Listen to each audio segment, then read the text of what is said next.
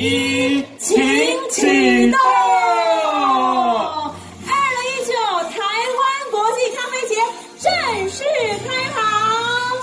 来与你喝咖啡。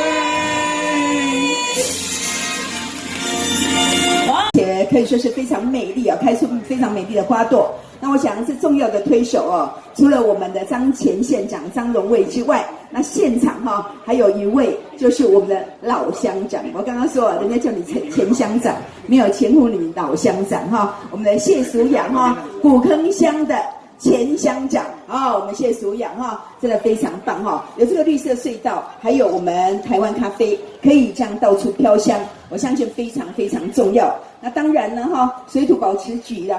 当时也大力的支持，大力的赞助才能够有我们绿色隧道，还有我们这个台湾咖啡的诞生。那我想今天已经历经17年，是17年的这个过程，然后我想这当中也筚路蓝缕了历经过很多的这个冲击。那台湾咖啡今天能不能再风华再现？我相信这灵魂人物非常重要那除了我们县政府所有团队大力的支持之外，我想我们文化处，我们所有的同仁，包括我们文化处的这个陈碧君处长，大力的来一直希望把整个台湾咖啡能够全世界飘香。我们呢，大概在半年前就开始筹划。那我们谢副县长呢，带领着我们文化处所有的同仁到台北，已经开过好几次的这个记者会。最重要，我们希望云林县的知名度让全国都能够看得见，也希望这颗小小的魔豆不止